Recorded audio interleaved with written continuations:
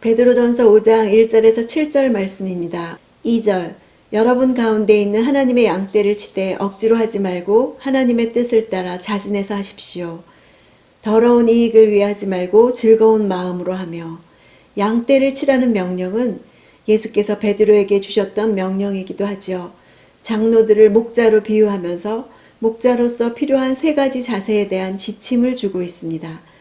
장로들은 하나님이 그들에게 맡기신 양, 성도를 먹이고 돌봐야 하는 목자라는 철저한 자각을 가져야만이 자신에게 주어진 하나님의 사역을 잘 감당할 수 있습니다.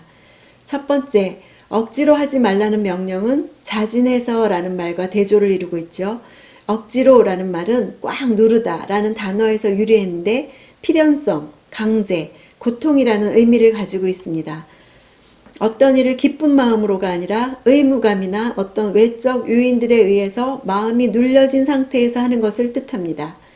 대조를 이루는 자진해서라는 단어 속에는 인간의 자발적인 열의가 반영되어 있습니다.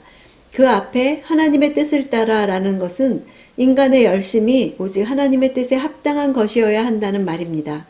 하나님의 뜻에 맞지 않고 성령께서 주신 마음에서 우러나오지 않는 인간의 자발적인 열심은 바벨탑을 쌓은 것처럼 오히려 하나님의 일에 해악이 될 수도 있습니다. 두 번째 자세는 더러운 이익을 위해 하지 말라. 대조적으로는 즐거운 마음으로 하는 것이다. 더러운 이익으로 하는 것은 부끄러운 이득을 취하려고 라는 의미를 가지고 있습니다. 양을 치는 교회의 지도자들은 그 양이 비록 자신에게 맡겨진 양일지라도 자신의 힘을 사용해서 치는 것이 아니라 그 양이 누구에게 속해 있는가를 분명히 깨닫고 오직 맡기신 자의 뜻을 조차 그분이 공급해 주시는 힘으로 감당해야 할 것입니다. 3절 맡겨진 사람들에게 군림하는 자세로 하지 말고 오직 양떼의 모범이 되십시오. 세 번째 자세는 군림하는 자세로 하지 말고 모범이 되라고 권하는 것이죠. 교회의 지도자들이 이 세 가지 억지로 하지 말고 자진해서 더러운 이익을 위해 하지 말고 즐거운 마음으로 군림하는 자세로 하지 말고 모범이 되게 하기 위해서는 양들의 기도가 절실하게 필요합니다. 4절 그렇게 하면 목자장이 나타나실 때 여러분은 시들지 않는 영광의 면류관을 받게 될 것입니다. 장로들이 그 권면들을 준행할 때 그들에게 영광스러운 보상이 주어질 것인데 바로 목자장이 나타나실 때입니다. 목자장은 성자 예수 그리스도시죠. 선한 목자로서 양들을 위해 친히 목숨을 버리셨습니다. 영광의 면류관은 당시 로마 제국에 속한 모든 사람들이 잘 알고 있었던 고대 올림픽 경기에서 우승자에게 황제가 씌워주던 월계관을 염두에 둔 표현입니다. 경기 우승자는 수만 명의 관중이 환호하는 가운데 황제로부터 영광스러운 월계수 면류관을 받았습니다. 그때의 감격이란 면류관을 받아본 사람 외에는 아무도 상상할 수조차 없었겠죠. 그런데 이 땅에서 황제가 씌워주는 월계수 면류관은 언젠가는 시들어버리고 말 것이지만 예수께서 주시는 면류관은 영원히 시들지 않는 영광의 면류관이라고 말하고 있습니다. 5절 청년들이여 이와 같이 장로들에게 순복하십시오. 여러분 모두 서로를 향해 겸손으로 옷 입으십시오. 하나님께서 교만한 사람들을 대적하시고 겸손한 사람들에게는 은혜를 주신다라고 했습니다. 양에 속하는 한 계층인 청년들을 장로들과 대조해서 장로들에게 순복하라고 권면합니다. 교회 안에서 젊은 자들이 연장자들에게 순복하는 것은 질서를 세우기 위한 인간적 차원의 서열 원칙이 아니라 그리스도와의 관계성 속에서 이해해야 합니다. 또 서로 겸손으로 옷 입으라, 허리를 동이라는 단어는 원래 노예들이 일할 때 소매 없는 조끼를 입었는데 그것을 깨끗하게 유지하기 위해서 그 조끼 위에 앞치마 같은 것을 두르는 것을 말합니다. 즉 일을 하기 위해서 작업복을 입으라는 뜻이죠. 베드로는 최후 만찬 전에 예수께서 허리에 수건을 두르시고 무릎을 굽혀서 제자들의 발을 씻겨주시던 장면을 연상하면서 성도들도 그렇게 겸손을 앞치마처럼 두르고 서로를 섬기라는 의미의 권면을 전달했을 것입니다.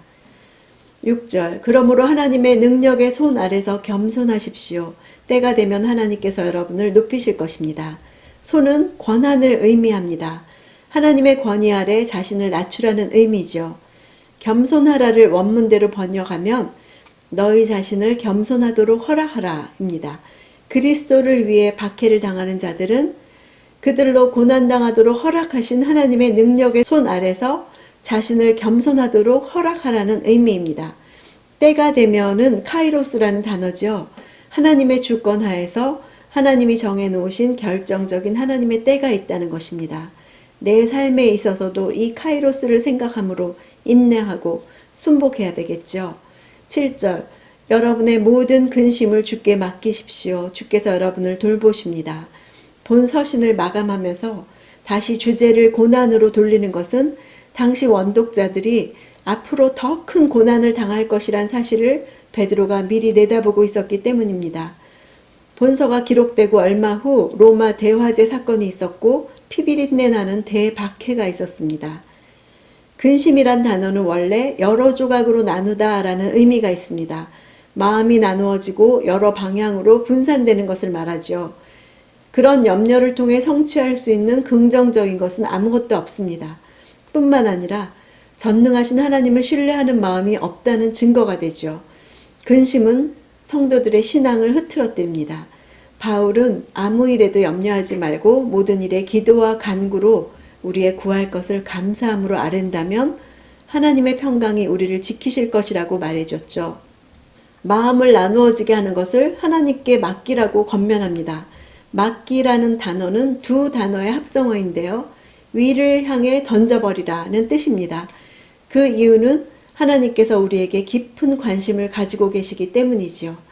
이 시대를 보면서 우리 가슴 속에 있는 미래에 대한 불안과 두려움을 날마다 하늘의 창을 열고 위를 향해 던져버리길 원합니다.